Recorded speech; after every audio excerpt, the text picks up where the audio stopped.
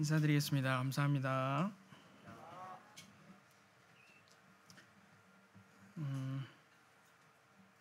시편 23편 우리 많이 아는 말씀, 외우고 계신 말씀이겠지만 오늘의 주제 말씀이기 때문에 함께 눈으로 보면서 교제를 나누기를 원합니다. 시편 23편 말씀입니다.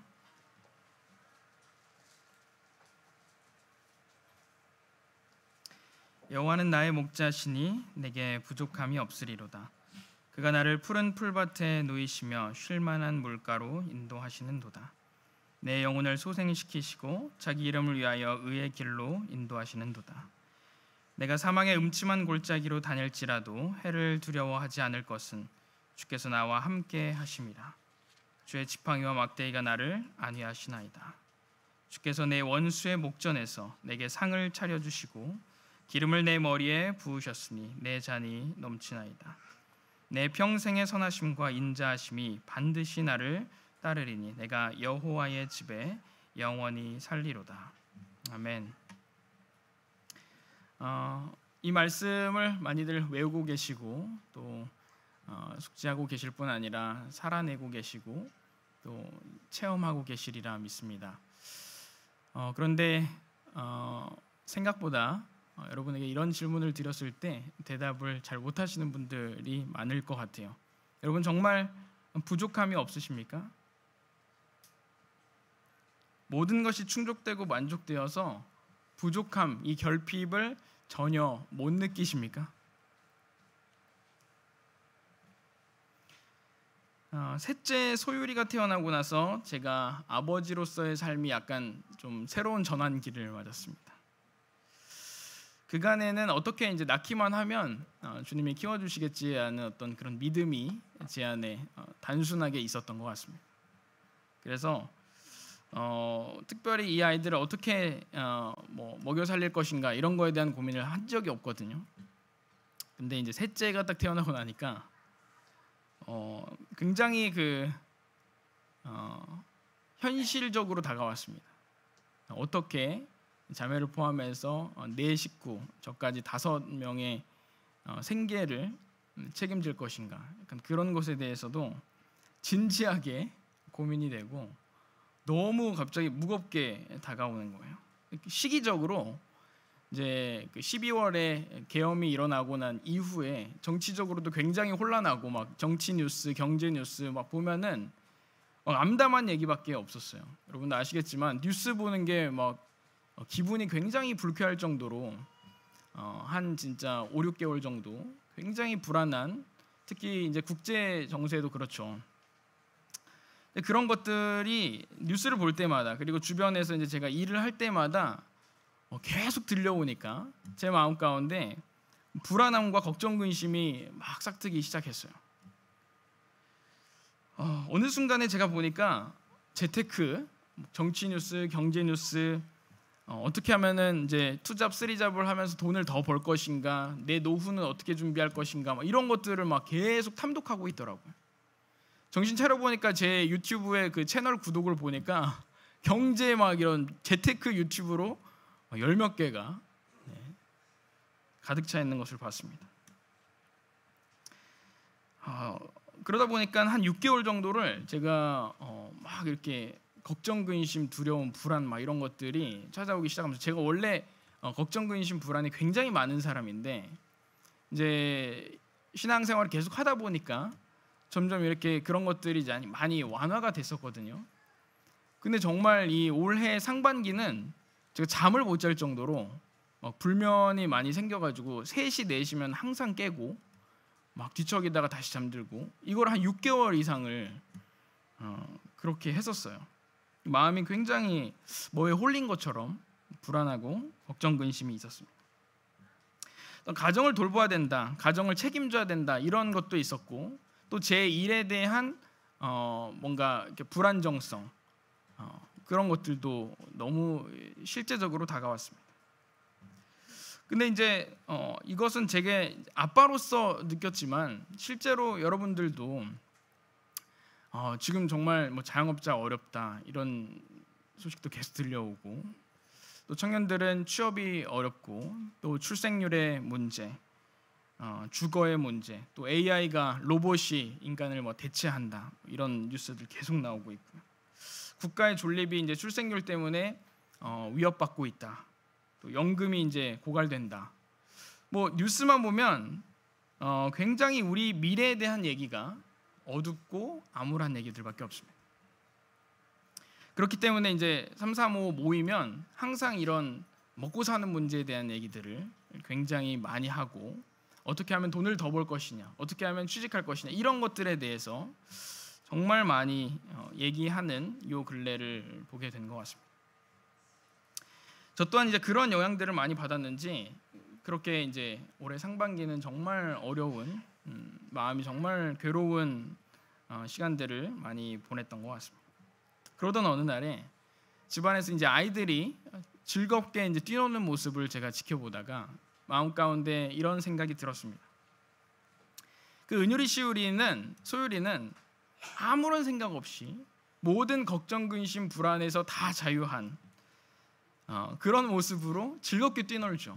아빠 엄마가 밥을 안 주면 어쩌지? 이 집이 없어지면 어쩌지? 내가 내일 입을 옷이 없으면 어쩌지? 이런 걱정, 근심, 고민을 하지 않습니다. 돈이 부족해서, 돈이 없어가지고 우리가 먹고 살지 못하면 어떡하지? 이런 생각들 하지 않죠. 그날 행복하고 즐겁게 살아갑니다. 그렇게 평안 가운데서 아무 생각 없이, 걱정 근심 없이 누리며 살 수 있는 것, 그것에 대해서 주님이 말씀하셨습니다. 마태복음 6장 함께 보겠습니다. 마태복음 6장 25절에서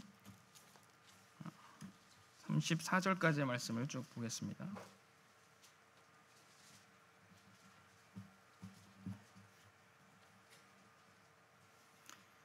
그러므로 내가 너희에게 이르노니 목숨을 위하여 무엇을 먹을까 무엇을 마실까, 몸을 위하여 무엇을 입을까 염려하지 말라. 목숨이 음식보다 중하지 아니하며 몸이 의복보다 중하지 아니하냐. 공중의 새를 보라. 심지도 않고 거두지도 않고 창고에 모아들이지도 아니하되 너희 하늘 아버지께서 기르시나니 너희는 이것들보다 귀하지 아니하냐. 너희 중에 누가 염려함으로 그 키를 한 자라도 더할 수 있겠느냐. 또 너희가 어찌 의복을 위하여 염려하느냐. 들의 백합화가 어떻게 자라는가 생각하여 보라. 수고도 아니하고 길쌈도 아니하느니라. 그러나 내가 너희에게 말하노니 솔로몬의 모든 영광으로도 입은 것이 이 꽃 하나만 같지 못하였느니라. 오늘 있다가 내일 아궁이에 던져지는 들풀도 하나님이 이렇게 입히시거든 하물며 너희일까 보냐 믿음이 작은 자들아. 그러므로 염려하여 이르기를 무엇을 먹을까 무엇을 마실까 무엇을 입을까 하지 말라. 이는 다 이방인들이 구하는 것이라. 너희 하늘 아버지께서 이 모든 것이 너희에게 있어야 할 줄을 아시느니라. 그런즉 너희는 먼저 그의 나라와 그의 의를 구하라. 그리하면 이 모든 것을 너희에게 더하시리라. 그러므로 내일 일을 위하여 염려하지 말라. 내일 일은 내일이 염려할 것이요 한날의 괴로움은 그날로 족하니라. 아멘.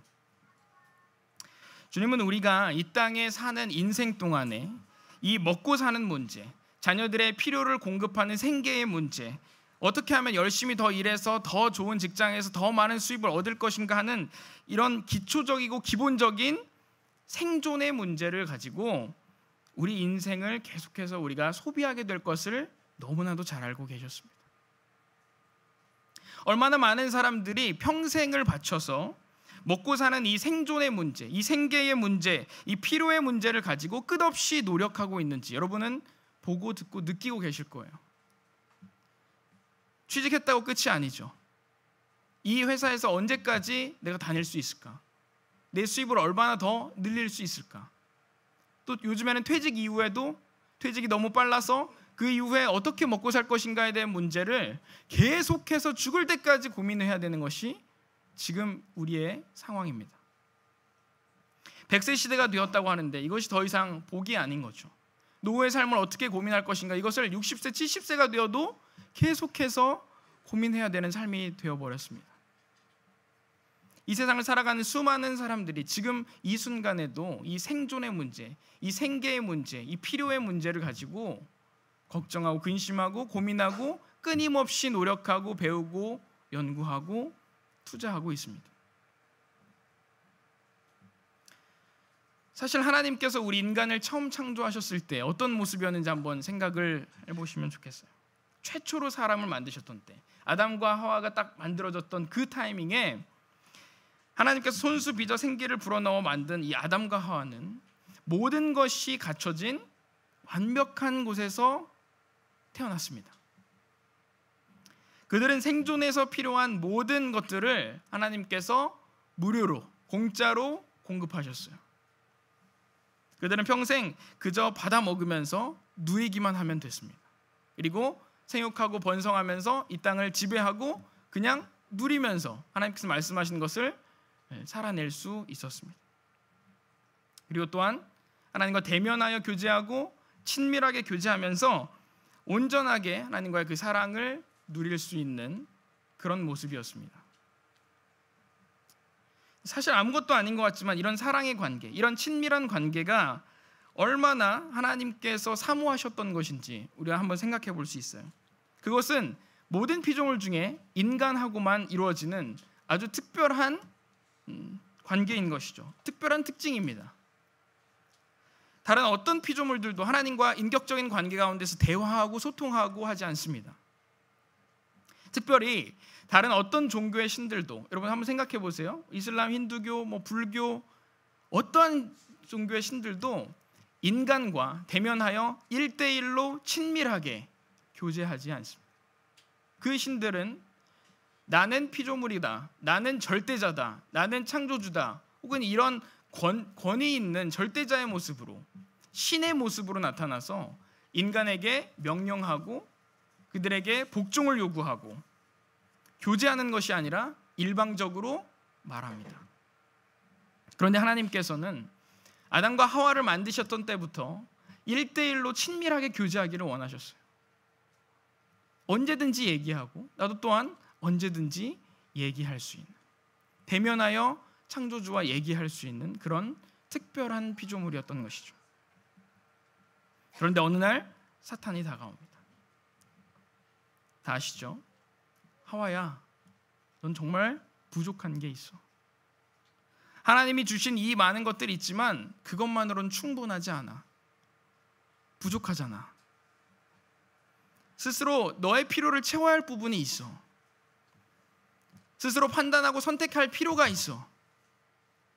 더 좋은 것이 있어.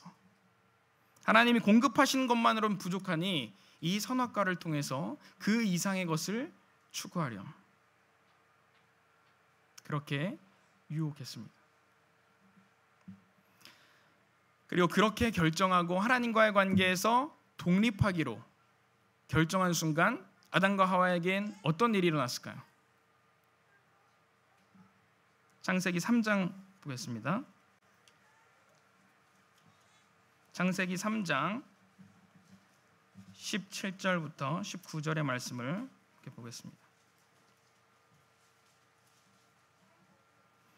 아담에게 이르시되 네가 네 아내의 말을 듣고 내가 네게 먹지 말라 한 나무의 열매를 먹었은즉 땅은 너로 말미암아 저주를 받고 너는 네 평생 수고하여야 그 소산을 먹으리라.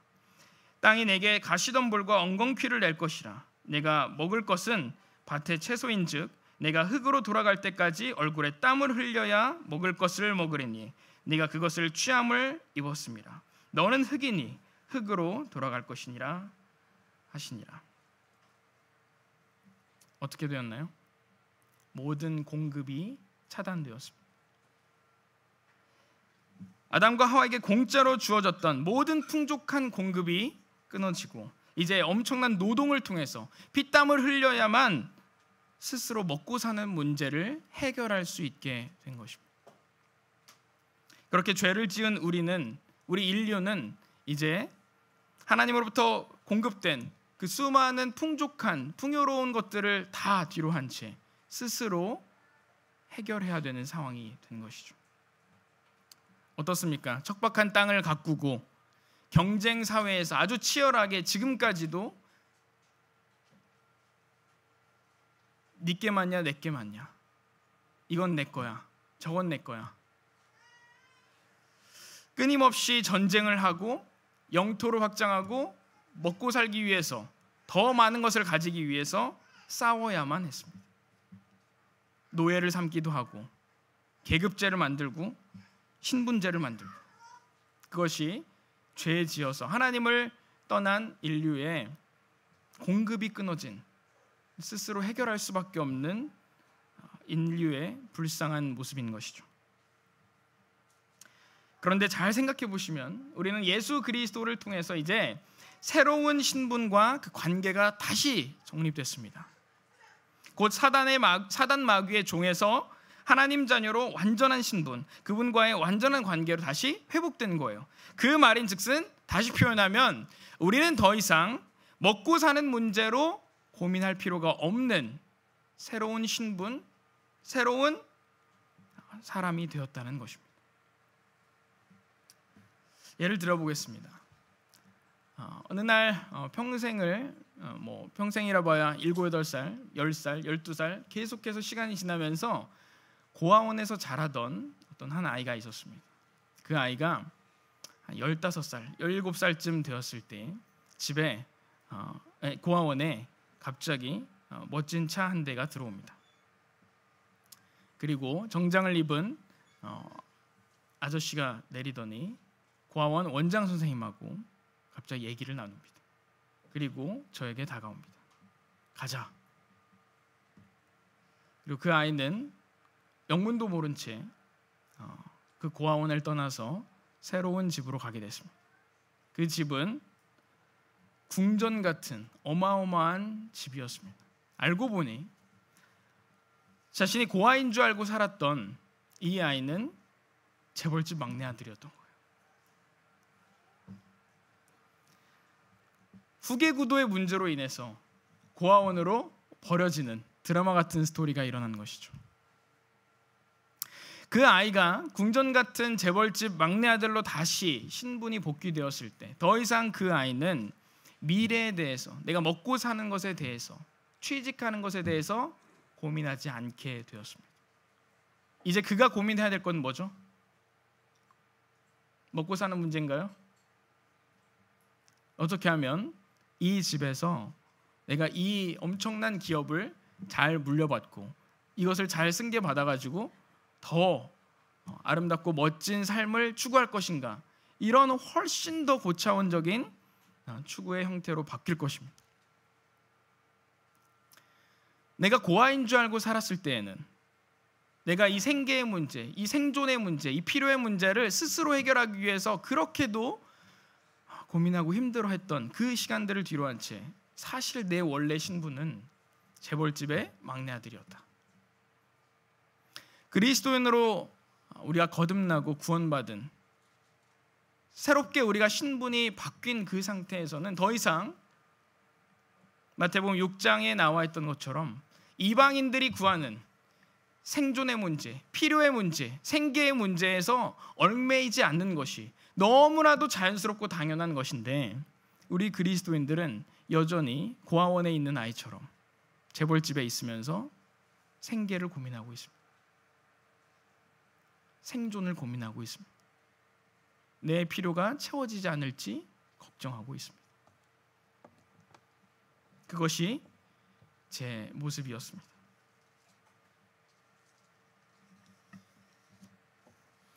우리 하나님 아버지께서 그 아들을 보면서 어떻게 생각하시겠습니까? 내가 너를 구원한 것이 먹고 사는 문제, 이 생존의 문제, 생계의 문제를 위해서 너를 구원한 것이 아닌데 너는 왜 여전히 그 본능을 위해, 생존을 위해, 이 필요를 위해만 너의 삶을 허비하고 있느냐? 그러한 수준으로 우리의 삶을 낮추는 것은 하나님을 부끄럽게 하는 일일 것입니다. 재벌집의 기업 총수인 아버지가 아들이 계속해서 취직의 문제, 먹고 사는 문제를 가지고 전전긍긍하고 있으면 어떤 말을 할까요? 여러분, 진정 우리의 목자이신 하나님으로 인해 부족함이 없으신가요? 사실 조금만 더 깊이 생각해 보면 우리는 정말 먹고 사는 문제에 있어서 하나님께서 정말 다 공급하고 계시는 것을 경험하고 느낄 수 있습니다. 우리 시대에 단순히 하지만 우리가 부족함이 없으리로다라고 고백하지 못하는 많은 이유 생각해 보실 필요가 있습니다. 지금 우리 대한민국에서 먹고 살지 못해 굶주려서 죽어가는 이가 얼마나 있습니까? 사실은 많지 않습니다. 근데 왜 부족함이 없으리로다라고 고백하지 못할까요? 여러 이유가 있겠지만 우리가 하나님으로 인해서 만족하지 못하기 때문입니다. 하나님이 공급하시는 것으로 인해서 만족하지 못하기 때문입니다. 에덴 동산에서 아담과 하와가 공급받았던 것은 완벽한 것이었습니다. 완전한 것이었습니다. 그런데 그들은 결핍을 느꼈어요. 하나님이 주시는 게 부족하게 느껴졌습니다. 우리는 내가 원하는 것이 있고 내가 원하는 타이밍이 있고 내가 원하는 방법대로 쉽게 그렇게 내게 얻어지기를 원합니다. 그렇게 공급되기를 원합니다. 그래서 계속 만족하지 못하고 무엇인가를 계속 추구하려고 합니다. 하나님께서 주시려던 것이 아닌 것을 구하거나 아직은 그분이 주시려고 하는 타이밍이 아닌데 그때가 아닌데 일확천금과 같은 빠른 속도로 그리고 아주 쉬운 방법으로 우리에게 주어지기를 바라는 거죠. 그 욕심이 우리를 결핍으로 이끕니다. 누가복음 15장 함께 말씀 보겠습니다. 여기에 그 결핍을 느낀 한 아들이 나옵니다.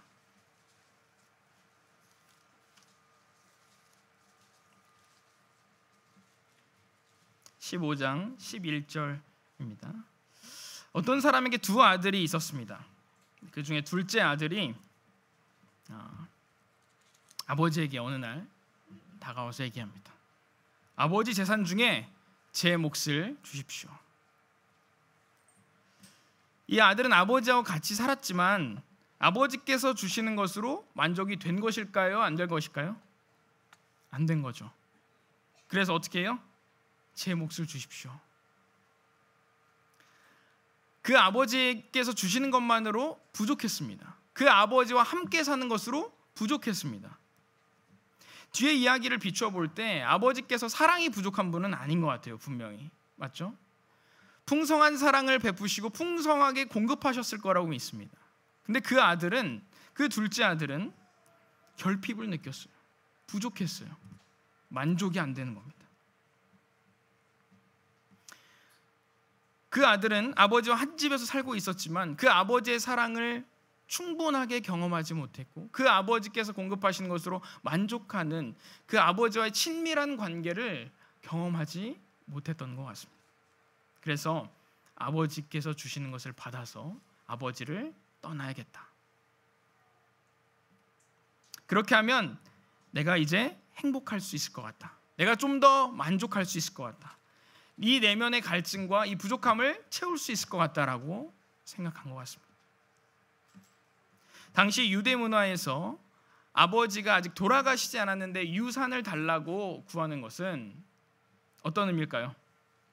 아버지, 빨리 돌아가십시오. 이 뜻이에요. 빨리 돌아가셔야 제가 유산을 받잖아요. 사실 이런 아들의 요청을 받은 아버지는 그 아들을 가문의 수치로 여기고 매를 때리거나 돌로 쳐서 내쫓을 수도 있었어요. 매우 분노하면서 그렇게 아들을 대할 수 있었습니다. 그런데 성경엔 어떻게 기록되어 있죠? 순순히 나눠주세요. 왜 나눠주셨을까요? 사실 아버지는 둘째 아들의 모습과 생각과 표정과 이런 것만 봐도 이거 가져가면 다 허비하겠구나라는 생각도 충분히 하셨을 겁니다. 그런데도 나눠주셨어요. 아무 말 없이 분노하지 않고 나눠주셨어요. 하나님께서 선악과를 만드신 것과 같은 마음입니다. 억지로 하는 순종이 아니라 자발적인 순종으로 아버지와 친밀한 관계 가운데에서 자유의지를 통해서 사랑의 관계를 이어가기를 원하셨던 것입니다. 그래서 그 재산을 버리더라도 자녀에게 그 자유의지를 허락한 것입니다. 하나님이 아닌 다른 것으로 나를 채우려고 했던 그 수많은 행위들은 결국엔 둘째 아들에게 어떻게 나타났나요? 중독이 되게 하고 타락하게 만들고 완전히 무너지게 만들었습니다. 그것이 물질이든 명예든 성공이든 사랑이든 성취든 어떠한 것이든 간에 하나님이 아닌 다른 것, 하나님께서 공급하시지 않은 다른 것으로 우리의 갈증을 채우려고 하는 순간 둘째 아들과 같이 나락으로 떨어지게 됩니다. 그렇게 가게 되는 것이 바로 돼지우리입니다. 시편 106편 말씀을 잠시 보겠습니다. 시편 106편 말씀입니다. 13절에서 15절입니다. 함께 읽겠습니다. 시작. 그러나 그들은 그가 행하신 일을 곧 잊어버리며 그의 가르침을 기다리지 아니하고 광야에서 욕심을 크게 내며 사막에서 하나님을 시험하였도다. 그러므로 여호와께서는 그들이 요구한 것을 그들에게 주셨을지라도 그들의 영혼은 쇠약하게 하셨도다.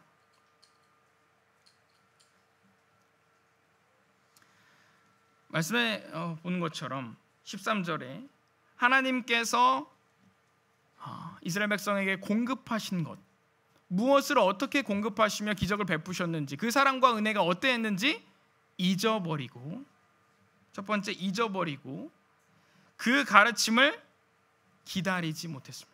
하나님의 타이밍에, 하나님의 때에 주실 것을 기다리지 못했습니다. 그리고 마지막에 욕심을 크게 내며 하나님을 시험했습니다. 마치 둘째 아들이 아버지에게 재산을 달라고, 내 몫을 달라고 요구한 것처럼. 15절에 뭐라고 기록되어 있나요? 아버지는 아들에게 요구한 것을 주었습니다. 그러나 그것이 그 아들을 돼지우리까지 이끌었습니다.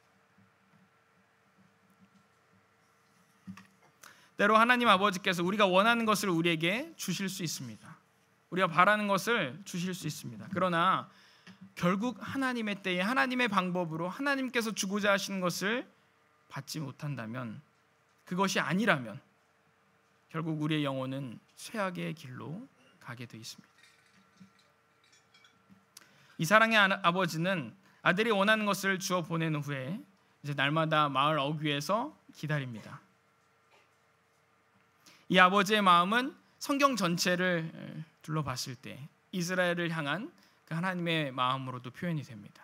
어떻게 하시죠? 끊임없이 오래 참고 기다리시면서 계속해서 말씀하시죠. 은율이 시우리 같은 어린 아이들도 잘 모르기도 하고 실제로 계속 얘기해도 어때요? 계속 잊어버립니다. 계속 반복해서 잘못을 합니다. 그럼에도 불구하고 아빠 엄마는 어떻게 하죠? 그래 너 이제 네 맘대로 해라. 네가 할 길 알아서 가라. 그렇게 얘기하나요? 아니죠. 계속해서 얘기합니다. 매를 때리기도 하고 반복해서 이야기합니다. 우리 하나님께서 우리를 여전히 그렇게 보고 계십니다. 계속해서 말씀하시고 계속해서 가르치시고 교훈하시고 때로는 때리시고, 성인이 된 우리지만 여전히 하나님 앞에 우리는 어린아이와 같이, 생각해보면 그분은 단순히 우리를 기다려주시고 참아주실 뿐 아니라 변화할 때까지 시간을 주시고 계신 것입니다. 그렇기에 우리를 가만히 내버려 두는 것이 아니라 말씀하신다는 것이죠. 반복적으로 계속해서 성경을 통해, 주변을 통해, 양심을 통해, 말씀을 통해 계속해서 말씀하시는 것입니다.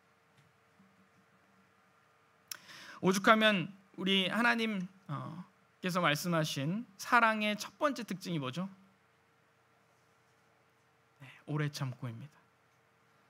고린도전서 13장의 4절에 사랑은 오래 참고로 시작합니다. 하나님의 사랑은 여전히 우리에게 오래 참아주시고 기다려주시는, 우리가 변화될 때까지 기다려주시는 은혜입니다. 마침내 이 아버지가 저 멀리 만신창이가 돼서 돌아오는 아들을 발견합니다. 누가복음 15장 20절 말씀을 같이 돌아가 볼까요?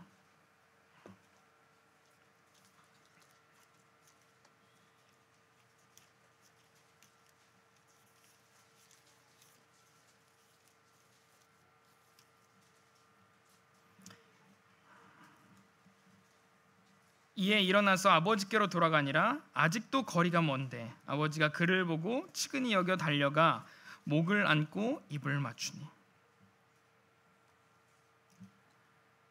그 당시 중동 문화에서 가장 아버지는 절대로 달리지 않습니다. 그것은 품위를 잃는 행동이라고 생각했기 때문에 달려간다라는 것은 어려운 일입니다. 그런데 여기에서 아직도 거리가 먼데 아버지가 그를 보고 측은히 여겨 달려가라고 하는 이 헬라의 원어는 경기장에서 전속력으로 질주하는 그 달린다라는 의미입니다. 아버지는 자신의 옷자락을 걷고 사람들 앞에서 체면을 다 내려놓고 공공연히 아들을 맞으러 전속력으로 달려가고 있는 것입니다. 심지어 당시 유다 문화에는 케세차라는 풍습이 있었는데 이 풍습은 가족의 재산을 이방 땅에 팔고 돌아온 이 탕자와 같은 아들을 마을 사람들이 깨진 항아리를 던지면서 이렇게 얘기합니다. 너는 이제 우리와 아무 상관이 없는 사람이다 라고 얘기하면서 돌로 쳐서 죽이기까지 합니다. 그렇게 함으로써 그 마을의 수많은 다른 자녀들에게 본보기로 삼는 거예요. 이러한 풍습이 있었기 때문에 아버지는 마을 사람들이 행여나 이 아들을 정죄하며 돌로 칠 수 있는 가능성도 생각한 것입니다. 그래서 전속력으로 달려가서 목을 안고 입을 맞추면서 이 아들은 내가 용서했습니다. 이 아들에게 더 이상 정죄와 비난을 하지 마십시오. 그렇게 보여주시는 것입니다. 그리고 이 아버지는 아들에게 용서 이상의 은혜를 베푸시죠. 가장 좋은 옷을 입히시면서 아들로서의 신분을 회복시키시고 또 가문의 인장 반지를 끼워서 아들로서의 자격을 회복시키시고 또 종은 그 당시에 신을 신지 않았기 때문에 신발을 신기시면서 자녀로서의 지위를 또 회복시키십니다. 그리고 가장 귀한 손님을 위해서 아껴두는 값진 살찐 송아지를 잡아서 극진히 환영해 주시는 것이죠. 이 아버지는 단순한 용서뿐만이 아니라 완전한 회복, 자녀와의 관계를 완전히 회복시키시는 용서의 은혜를 베푸시는 것입니다. 하나님께서 수많은 관계들 가운데 우리와 하나님과의 관계를 왜 아버지와 아들의 관계로 설정하셨는지 혹시 생각해 보셨습니까? 우리를 피조물과 창조주의 관계로 두실 수도 있었고 하나님이 절대 주인이시고 우리는 완전한 노예, 종으로 있어도 가능한 일입니다. 그런데 왜 우리를 자녀 삼고자 하셨는지요? 왜 우리의 아버지가 되고자 하셨는지? 아버지가 된 지금 조금은 그 마음을 이해하게 됐습니다. 아무런 대가 없이 내 것이 다 네 것이다. 난 널 위해 뭐든지 다 줄 수 있다라고 하는 관계는 부자지간의 관계뿐입니다.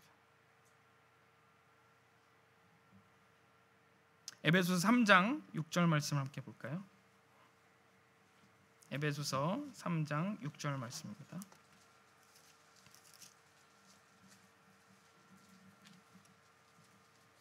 함께 읽겠습니다.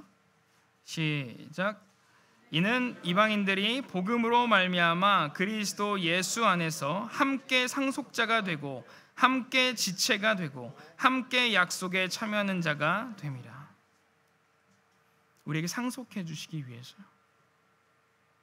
우리에게 하나님께서 가진 것을 다 물려주시기 위해서. 하나님이 가진 놀라운 것들이 얼마나 많이 있습니까? 우리가 감히 상상할 수 없는 수많은 유산들이 하나님에게 있습니다. 그것을 우리에게 값없이, 아무런 대가 없이 줄 수 있는 것은 우리가 아들이기 때문입니다. 로마서 8장 32절에도 이렇게 나옵니다. 자기 아들을 아끼지 아니하시고 우리 모든 사람을 위하여 내주신 이가 어찌 그 아들과 함께 모든 것을 우리에게 주시지 아니하겠느냐. 하나님 아버지의 사랑은 모든 것을 주고자 하는 사랑입니다. 그래서 에베소서 1장에 바울이 기도할 때에 우리에게 지혜와 계시의 영을 부어주시고 우리의 마음의 눈을 밝혀주셔서 하나님께서 우리에게 주실 이 기업의 영광의 풍성함이 어떠한지를 알게 해주십시오, 보게 해주십시오라고 기도하는 모습을 봅니다. 그 베푸신 능력, 그 영광의 크기가, 우리에게 주실 그 상속의 크기가 얼마나 위대하고 큰 것인지 우리가 감히 상상도 할 수 없기 때문에 그것을 조금이라도 깨닫고 보게 해주십시오라고 기도한 것입니다. 우리 그리스도인들의 수준은 하나님의 것을 물려받는 수준입니다. 이 땅에 가볍고 일시적이고 유한하고 재물이나 명예나 권력 같은 그런 수준 낮은 것이 아닌 하나님의 것, 하나님께서 소유하신 것을 물려받을 자들이라는 것입니다. 이렇게 베푸시는 사랑과 은혜가 바로 아버지와 자녀에게 주어지는 수준입니다. 그래서 하나님께서는 우리를 굳이 자녀로 삼으신 것이죠. 이것은 흉내낼 수 없는 관계입니다. 하지만 우리는 작은 아들과 같이, 둘째 아들과 같이 하루라도 빨리 우리가 원하는 타이밍에, 우리가 원하는 쉽고 편한 방법으로 우리가 원하는 것을 얻고자 계속해서 욕심을 부립니다. 하나님 아버지로부터 공급받는 것으로 만족하지 못하고, 그분으로 인하여 즐거워하거나 기뻐하지 못하고, 그분의 집에서 누리고 있는 것들에 대해서 만족하지 못하고 불행하다 생각하고 부족하다고 생각했습니다. 그래서 아버지를 떠나고자 하는 것이죠. 이 둘째 아들이 이제 아버지의 그 극진한 용서, 그 사랑을 경험하고 나서 어떤 마음으로 살았을까요? 그의 삶은 어떻게 달라졌을까요? 상상해 보시기 바랍니다.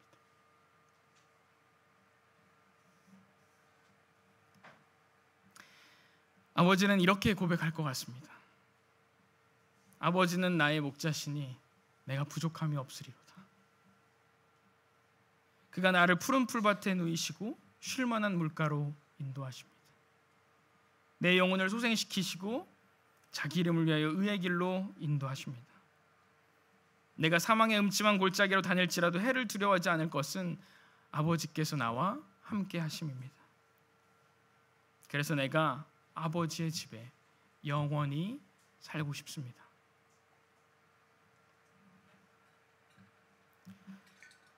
사절에 기록된 대로, 시편 23편 4절에 기록된 대로 우리가 사망의 음침한 골짜기를 다닐지라도 해를 두려워하지 않을 수 있는 이유는 무엇 때문에요? 주께서 나와 함께 하심이라. 우리가 만족하고 부족함이 없으며 걱정, 근심, 두려움, 불안에서 벗어날 수 있는 것은 하나님께서, 아버지께서 나와 함께 하신다라는 사실을 기억할 때 가능한 것이죠. 그 하나님 아버지께서 모든 것을 공급하실 것이라는 믿음, 그 무한한 사랑으로 우리에게 우리 기대 이상으로 지키시고 보호하시고 인도하실 것이라는 그 믿음, 그리고 그분은 언제까지나 우리와 친밀하게 교제하기를 원하신다라는 그 믿음, 그 마음이 우리 마음 가운데 완전히 자리 잡을 때 아들은 아버지의 집에 영원히 살고 싶습니다 라고 고백할 것입니다. 제가 지나온 이제 제가 침례받은 지 20년 됐더라고요. 20년의 신앙생활 동안에 가장 행복했던 순간, 만족하고 충족되었던 정말 기억에 남는 순간들이 많이 있는데요. 그 중에 절대 잊지 못할 그 감정은 그분의 음성을 듣고 그분과 친밀하게 교제하고 기도할 때였어요. 제가 대학생 때였는데 기숙사 앞에 덕진공원을 거닐면서 하나님과 친밀하게 교제했어요. 그분에게 정말 계속해서 묻고 그분의 음성을 듣고자 귀 기울이고 그렇게 30분 1시간씩 매일 산책을 하던 기억이 제 인생에서 지금도 잊혀지지 않는 너무나도 행복하고 충족된 충만한 그런 만족스러운 시간으로 기억이 됩니다. 지금도 동일합니다. 제가 이러한 어려움들을 상반기 동안에 겪고 나서 다시금 아버지의 품으로 돌아온 둘째 아들의 마음이 회복되고 나니까 교제가 다시 회복되기 시작했습니다. 그분에게 기도하는 것이 너무 자연스러워지고 너무 편안해지고 너무 기뻐지고 즐거워지고 그분의 음성을 듣기 위해서 제가 말씀을 스스로 펴고 읽고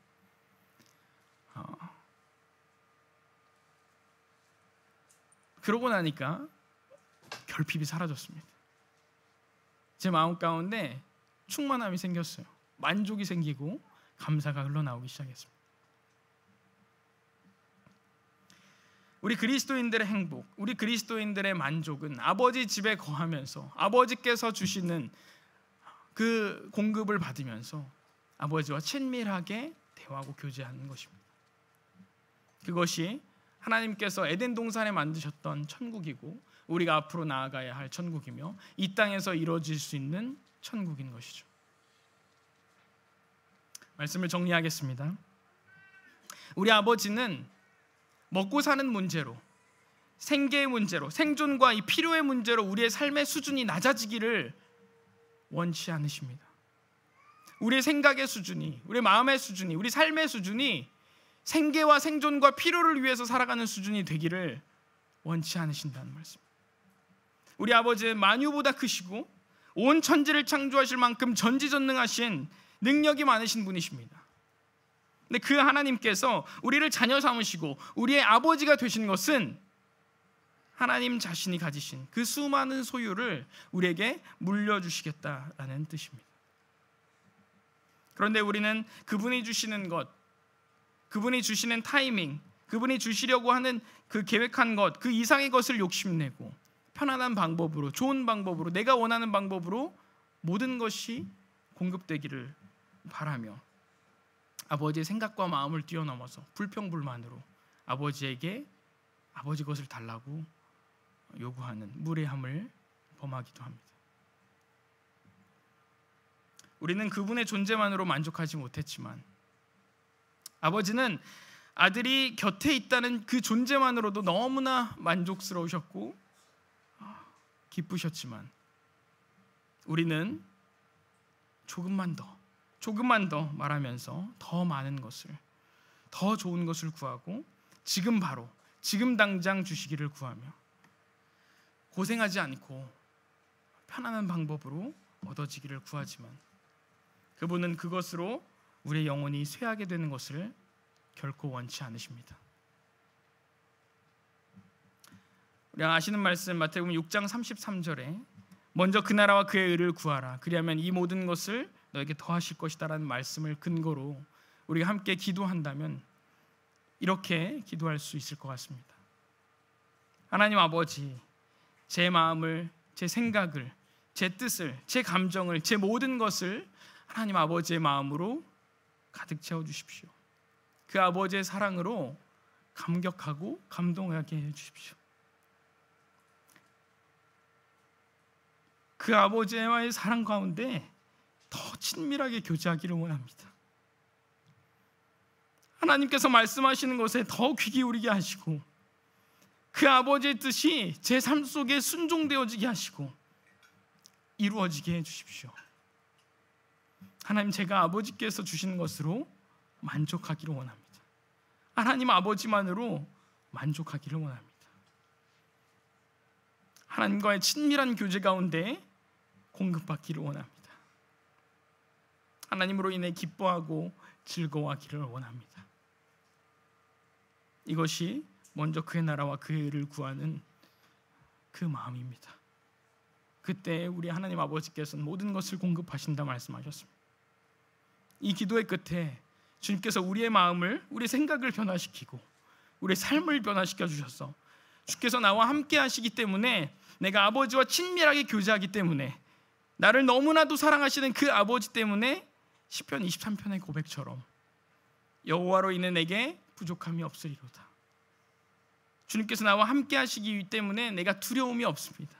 내가 이제 아버지의 집에 영원히 살겠습니다 라고 고백할 수 있게 되기를 간절히 기도하고 소원하게 됩니다. 함께 시편 23편 말씀 읽고 마치겠습니다.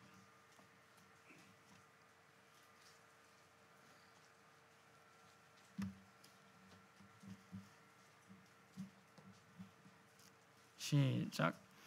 여호와는 나의 목자시니 내게 부족함이 없으리로다. 그가 나를 푸른 풀밭에 누이시며 쉴 만한 물가로 인도하시는도다. 내 영혼을 소생시키시고 자기 이름을 위하여 의의 길로 인도하시는도다. 내가 사망의 음침한 골짜기로 다닐지라도 해를 두려워하지 않을 것은 주께서 나와 함께 하심이라. 주의 지팡이와 막대기가 나를 안위하시나이다.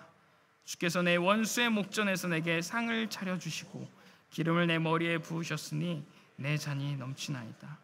내 평생의 선하심과 인자하심이 반드시 나를 따르리니 내가 여호와의 집에 영원히 살리로다.